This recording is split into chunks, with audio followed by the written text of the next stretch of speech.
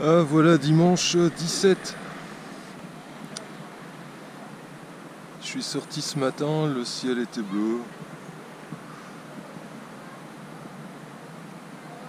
Vous pouvez voir encore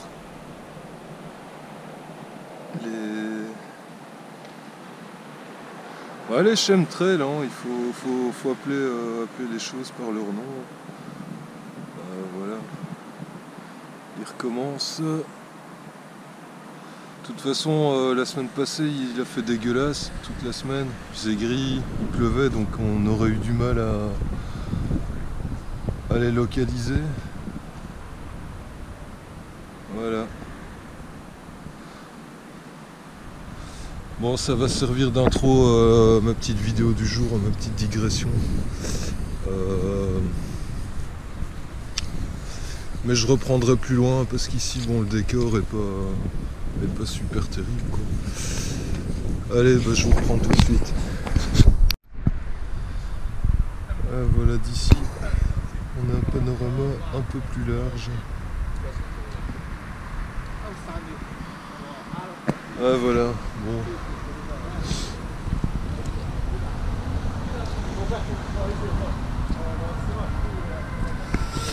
En gros, j'étais parti dans l'idée de faire une petite digression sur un truc qui m'énerve depuis un bon moment. C'est le sujet, c'est assez vaste, mais la liberté d'expression. On nous fait croire que voilà, on vit dans un monde où une époque où la libre expression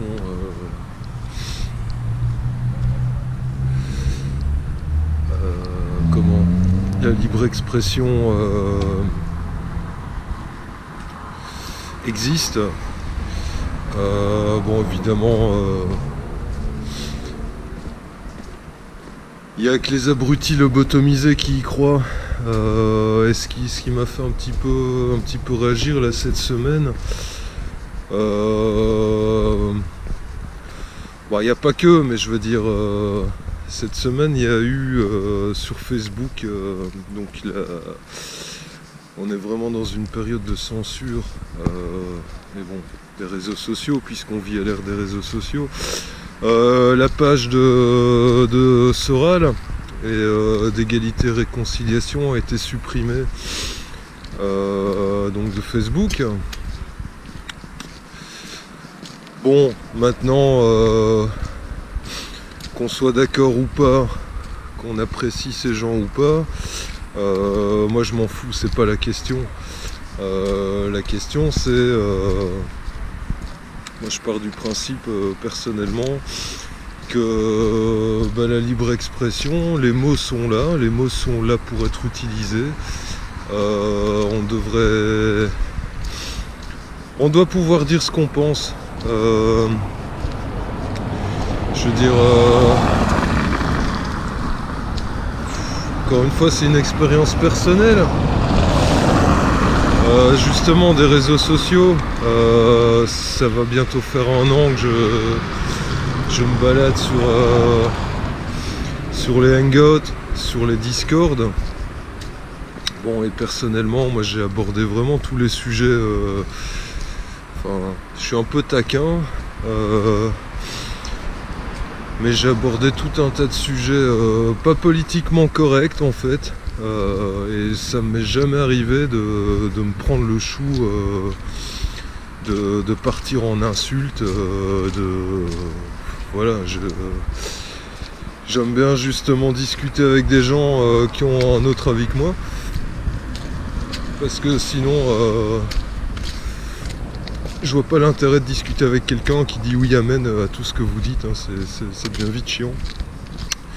Et le fait d'avoir des gens posés niveau idée face à vous, ça permet justement d'argumenter, de développer des choses auxquelles on n'aurait pas forcément pensé. En gros, je suis vraiment contre les dogmes, bêtement appris et ressassé. Je suis désolé, il faut savoir remettre en question tout un tas de choses. Et c'est pas parce qu'on remet en question des choses qu'on essaie de prendre des sujets sous différents aspects qu'on est complotiste, révisionniste, négationniste et tout ce genre de trucs. Ça pour moi c'est encore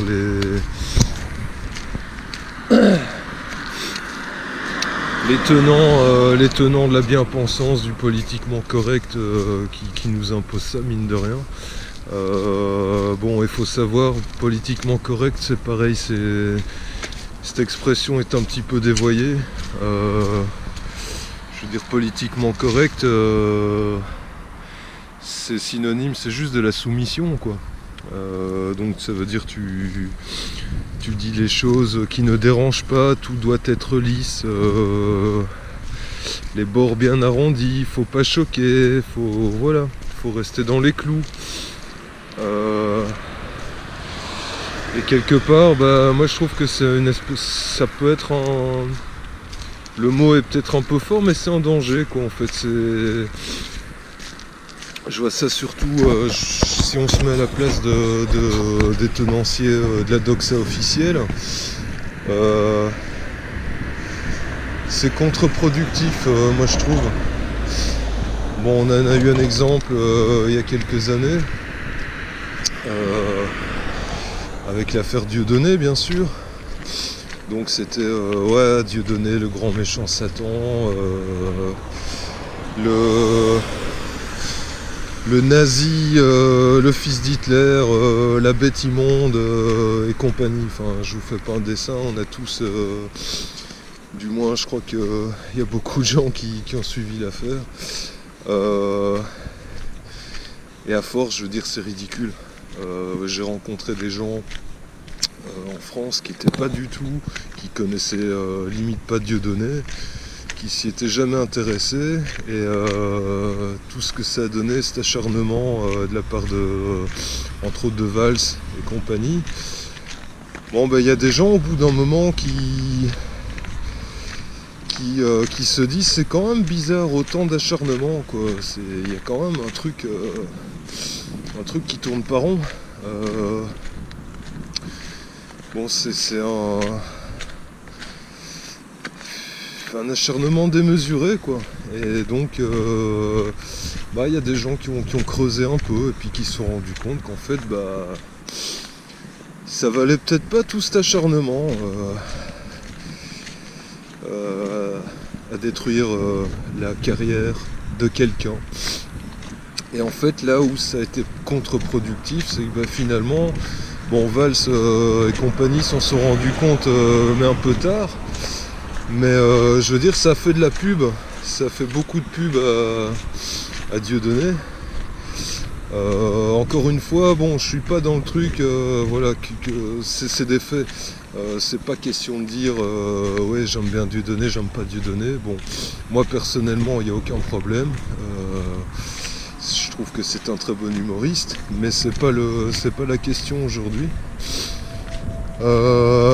Et encore une fois, ça aussi, il a déçu beaucoup de gens qui croyaient en lui, mais comme je dis toujours, faut pas non plus, faut pas chercher de gourou. Il n'y a personne qui va nous sauver. Donc Dieudonné, quand on le laisse à sa place d'humoriste, c'est un très bon humoriste. C'est tout. Faut pas s'attendre à... Dieudonné, il s'en fout, il a sa carrière, il fait son taf. C'est pas Jésus, quoi. Donc faut arrêter de se dire il y a des gens qui vont nous sauver. Non, faut se bouger le cul soi-même. Ça c'est une petite parenthèse. Ce que je voulais dire aussi, par rapport à la liberté d'expression, c'est que le système nous impose une espèce de novlangue, qui consiste à finalement détruire le langage quelque part. Donc la novlangue, on prend des mots, on vide les mots de leur substance, de leur signification, Et du coup, ce qui se passe, c'est que les gens, quand on discute, les gens ne se comprennent plus. Parce que chacun a sa petite définition qui correspond pas forcément. Donc ça peut créer des tensions, des tensions inutiles. Mais en attendant, je sais pas, réfléchissez, regardez autour de vous dans la vie de tous les jours le nombre de mots de novlangue auxquels on est confronté chaque jour. Bon, c'est un peu dramatique. Ensuite, pour reprendre ce truc de politiquement correct, moi je suis vraiment je parlais de la censure des pages Facebook de Soral et d'Égalité Réconciliation. Il n'y a pas que ça fait quelques années que Pierre Jovanovic notamment s'est vu retirer sa fiche Wikipédia. Son site n'est pas accessible dans tout un tas notamment de banques. Il est censuré. Il y a lui. C'est valable à différents niveaux. Je dirais ça c'est des gens assez connus. Maintenant il y a des gens un petit peu moins connus mais qui sont actifs dans le milieu des hangouts. Par exemple quand je vois Alixator qui se fait sucrer de temps en temps une vidéo, pour ne citer que lui, parce que il y a Coco le Terrien aussi qui fait un boulot d'information, qui relaie des vidéos et hop ça saute. Concrètement le mois dernier il a relayé un documentaire qui s'appelle Vaxxed sur les vaccins. Je crois qu'il a tenu 2 semaines ou une semaine ou 2 sur sa chaîne. Personnellement je l'avais relayé, il a tenu 1 semaine.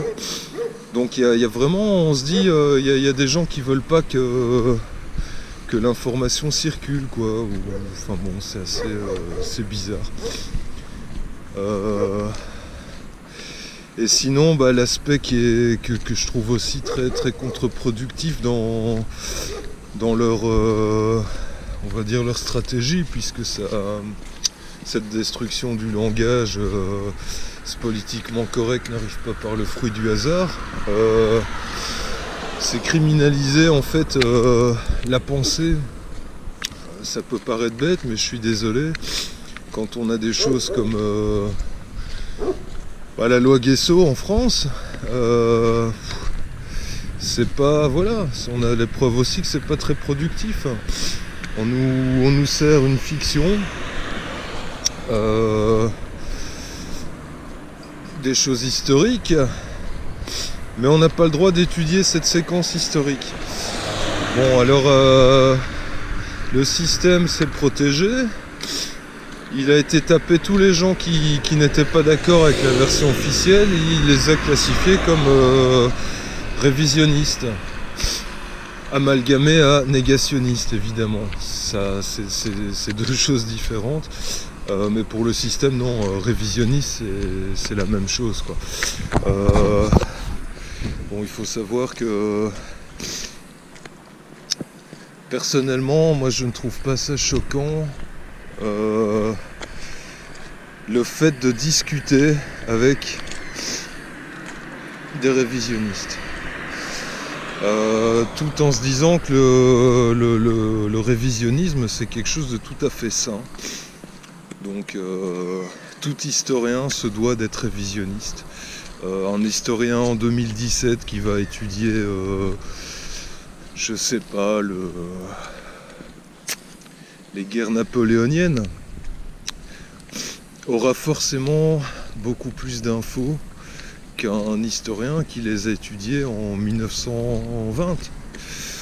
Donc qu'est-ce qu'il fait par rapport au boulot qui a été effectué en 1920? Il le met à jour. Donc on peut dire qu'ils révisionnent en fait, ils révisent le travail qui a été fait antérieurement pour le réactualiser. Donc ça c'est le révisionniste. Et c'est plutôt un gage de qualité ma foi qu'une catégorie obscure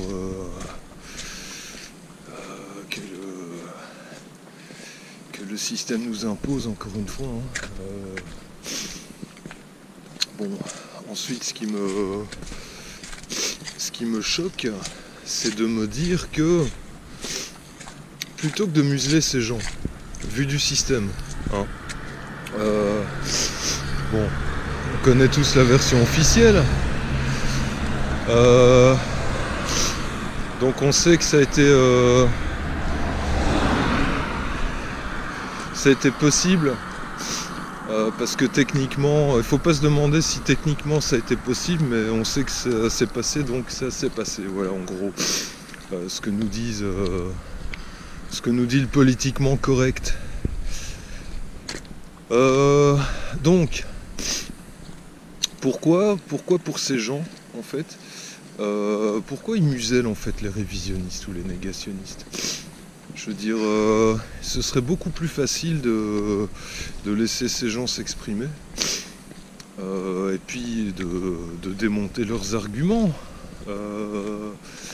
pour les tenants de la thèse officielle, puisque c'est si évident.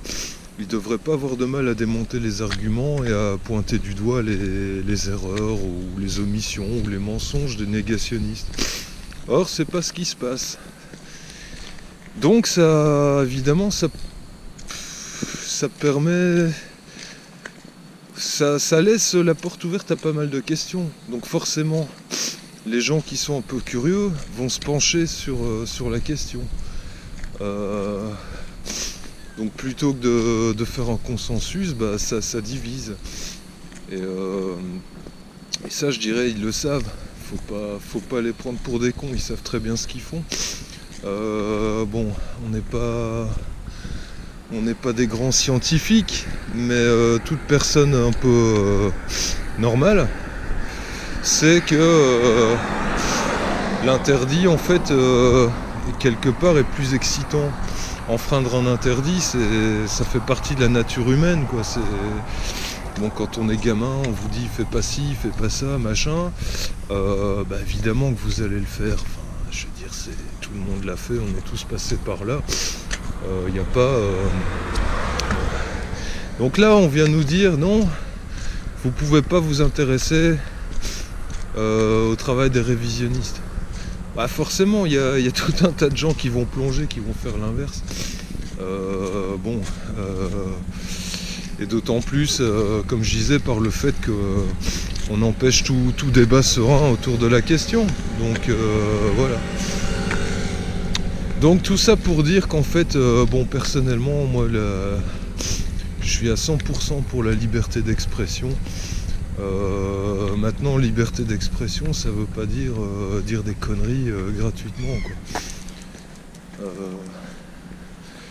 Liberté d'expression, c'est pouvoir discuter librement de tous les sujets avec des gens qui veulent aussi discuter de ces sujets-là, quoi. Quand je vois que maintenant on voudrait criminaliser en fait les...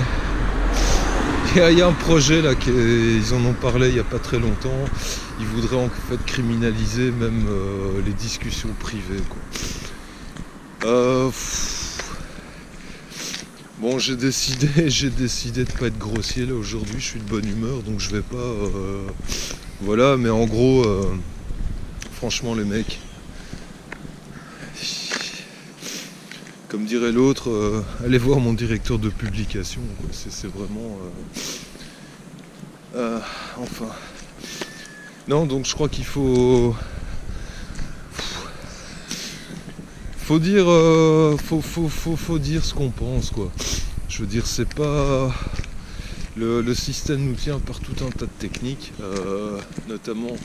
Faut éviter de s'auto-censurer parce que ça c'est la pire des saloperies. Quand on en arrive à s'auto-censurer, c'est vraiment... c'est catastrophique, quoi.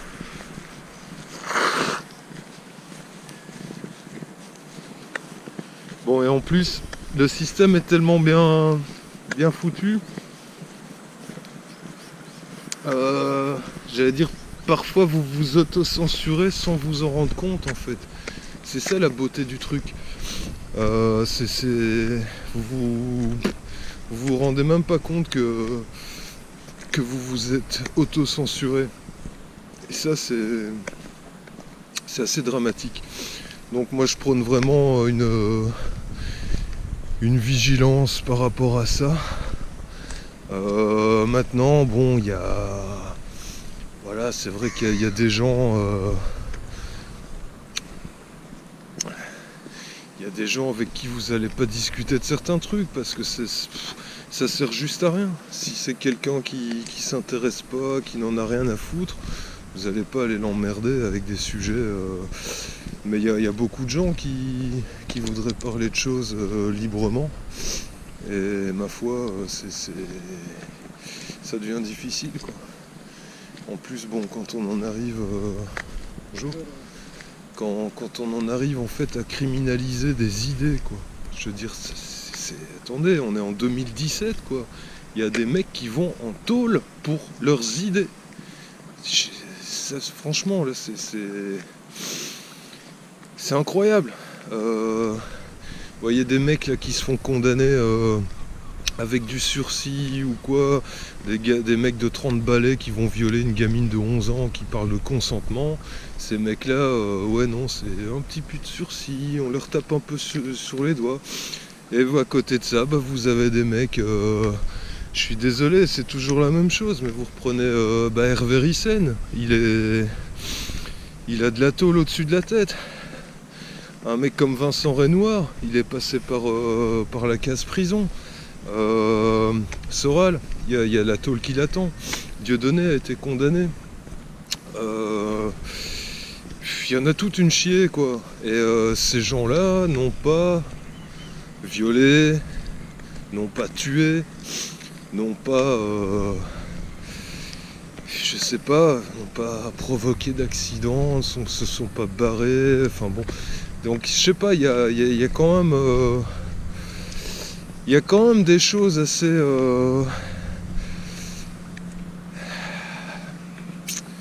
comment dire, on marche sur la tête, quoi. On marche sur la tête et je crois qu'il faut que chaque personne fasse un travail sur elle-même et assume. Il y a que par ce moyen-là qu'on puisse dire ce qu'on pense, quoi. Bon, ils vont pas nous coller un flic derrière chaque personne pour enregistrer ce qu'on dit. Ah, il a dit ça, il parle de la Shoah. Non, on s'en fout. Je veux dire, on s'en fout. Si on a envie d'en parler, on en parle. Et puis voilà, faut pas se laisser faire. Et c'est ce truc là de dire ce qu'on pense clairement, tout ça, c'est à la portée de tous, quoi. Enfin, je veux dire, ça demande pas un grand effort et ça peut voilà, ça permettra de continuer, enfin ouais, c'est quelque part, si on dit ce qu'on pense, on a la conscience tranquille, quoi. On est réglo. Et puis voilà. Donc maintenant, évidemment, le but, comme j'ai dit, c'est pas choquer pour choquer, quoi. Effectivement, moi, je suis taquin par moment, mais c'est pas systématique non plus. Il faut adapter, en fait. Il faut adapter en fonction des gens, en fonction de les faire chercher. Voilà. Enfin. Écoutez les amis, une petite dernière vue sur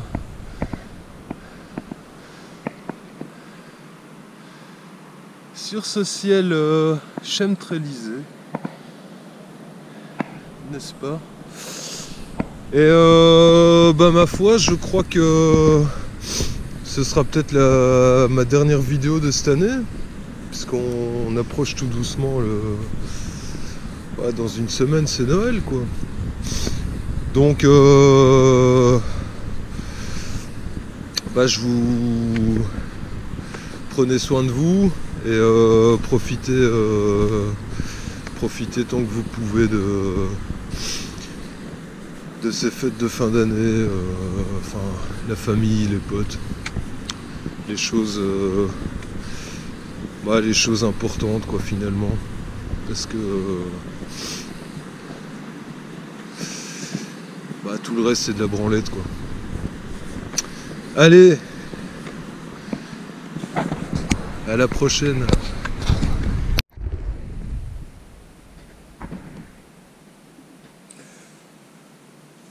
Ouais, rebonjour les amis, en fait, je fais un petit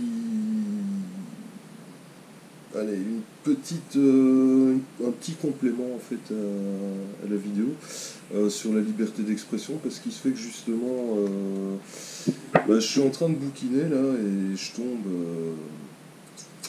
sur une petite liste. Je parlais justement de gens qui se retrouvaient en prison ou qui avaient des emmerdes pour leurs idées, ce que je trouve vraiment inadmissible. Hein. Maintenant, je dis ça, je prends pas parti, quoi. Je prends juste dans l'absolu quelqu'un qui se fait taper sur la gueule pour ses idées, je cautionne pas, quoi. Donc ça, voilà. Mais donc je suis en train de lire un livre de Philippe Mozart qui s'appelle Shoah Story, et évidemment qui explique un peu l'histoire de la Shoah. Et donc dans un des chapitres, forcément, il parle de gens que le système qualifie de révisionnistes ou négationnistes. Donc en fait, bon, on connaît tous Forisson, mais alors, bon, une petite liste là, qui n'est pas exhaustive, mais par exemple, il faut savoir, en janvier 1981, Michel Quénier, donc qui est révisionniste aussi, donc qui était étudiant, il a été dénoncé par l'hebdomadaire VSD. Du coup, il va se faire vitrioler par 4 personnes devant son domicile, à Courbevoie. Le 6 février 1990, ou 90 pour les amis français, un certain Olivier Mathieu et sa compagne sont rossés lors de l'émission de Christophe de Chavannes par un commando de l'OJC. OJC, donc Organisation Juive de Combat. Pierre Guillaume, responsable des éditions de La Vieille Taupe, a été victime d'innombrables agressions, ainsi que sa librairie rue d'Ulm à Paris. En 92, elle a dû fermer. Robert Forisson a été la victime de 10 agressions physiques entre le 20 novembre 1978 et le 31 mai 1993. Donc 2 à Lyon, 2 à Vichy, 2 à Stockholm et 4 à Paris. Et dans ces 10 agressions, il y en a 7 qui sont dues à des organisations ou à des milices juives de France. Voilà. Donc on a aussi le 14 janvier 1988 à Lyon, le professeur Jean-Claude Allard. En fait, il avait présidé le jury de thèse du négationniste Henri Roch sur Confession de Kurt Gerstein. Donc il va être pris par la même organisation juive de combat, l'OJC, dans une embuscade qui va être revendiquée. Il sera hospitalisé. Bon, donc l'auteur nous dit que le trait commun à toutes ces agressions, c'est que les agresseurs paradent la plupart du temps ou se cachent peu. Ils ne sont pourtant jamais inquiétés. Cela indique une participation explicite de l'État dans la violence illégale contre des historiens révigationnistes, comme dit. Voilà. Alors en fait, on a dans d'autres pays aussi des gens qui ont des ennuis. Il n'y a pas qu'en France, mais par exemple en Grande-Bretagne, David Irving, un historien, a été condamné. Au Canada, il y a eu Ernest Sundell, d'abord condamné, puis relaxé en appel, et depuis victime de plusieurs attentats. Sa maison a entre autres été incendiée, il a été mis en prison, son passeport lui a été retiré par le consulat de RFA à Toronto. Son compte bancaire en Allemagne saisi. des témoins qui avaient témoigné en sa faveur lors de ses procès de 1985 et de 1988 ont subi de graves contre-coups. Le professeur Gary Botting a été chassé de son collège, James Kingstra.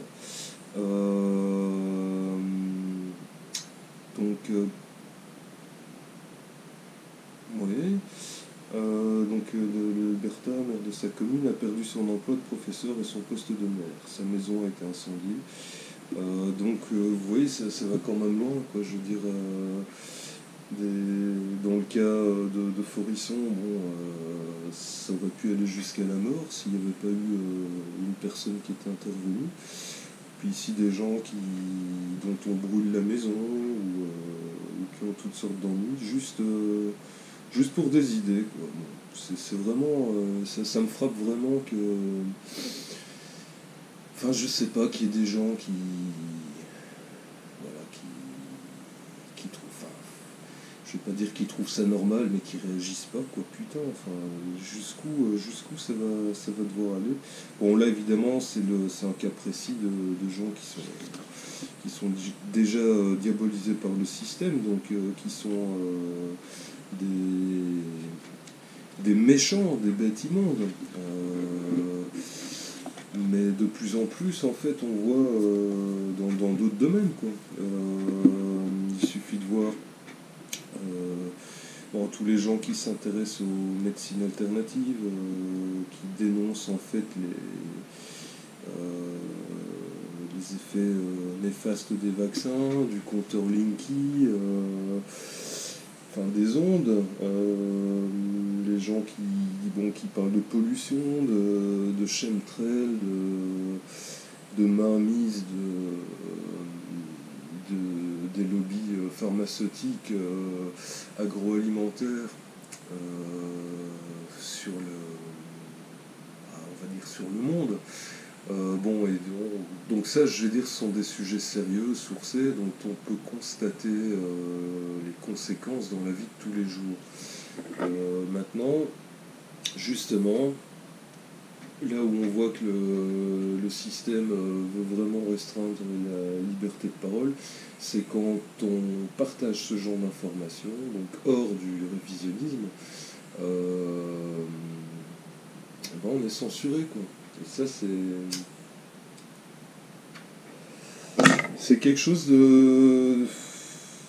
que j'estime inadmissible. C'est pour ça que je disais, je crois vraiment qu'il ne faut pas avoir peur. Donc, quand on discute avec des gens, quand on échange, faut dire ce qu'on pense, quoi. Faut utiliser les bons mots, dire ce qu'on pense, au risque d'éventuellement choquer la personne en face. Maintenant, si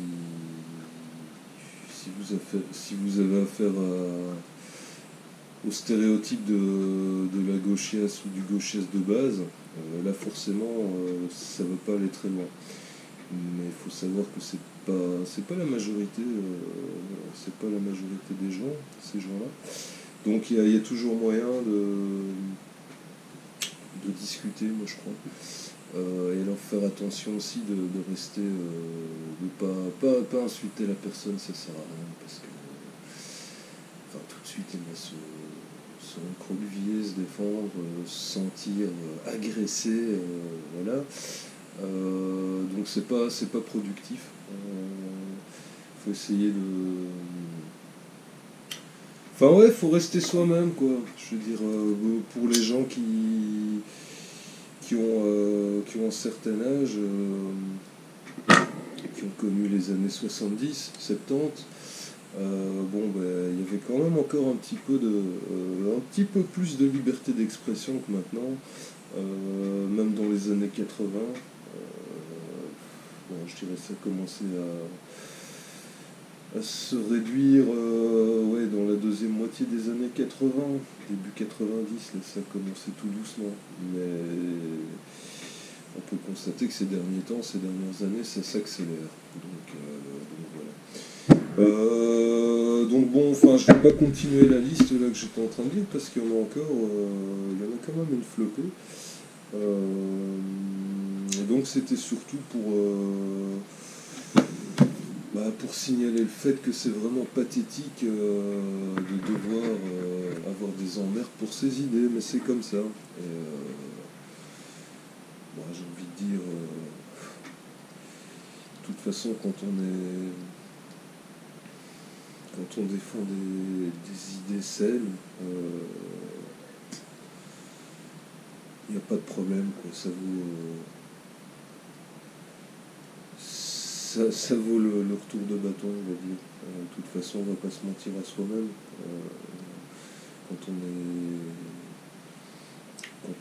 Quand on atteint un certain stade d'ouverture d'esprit, de lucidité sur le monde qui nous entoure, se mentir, se dire bon, je retourne dans mon petit monde de bisounours, tout va bien, il fait beau, le soleil brille, les oiseaux chantent. C'est pas trop tenable en fait, hein, sur le long terme. On n'arrive jamais à se mentir. On sait plus se mentir quand on a dépassé un certain point. Donc, voilà. Et c'est pareil quand on a l'habitude de dire les choses telles qu'on les pense, en utilisant les mots adéquats. Revenir en arrière et se plier à une espèce de novlangue de dégénéré, non, c'est pas tenable. Voilà. Donc bonne continuation à tout le monde. Courage aux gens qui sont aussi dans la réinformation, qui savent que c'est pas facile tous les jours. Mais bon, voilà, faut continuer. Voilà. Allez, bonne fin de journée à tous. Et merci pour ceux qui ont suivi jusqu'au bout.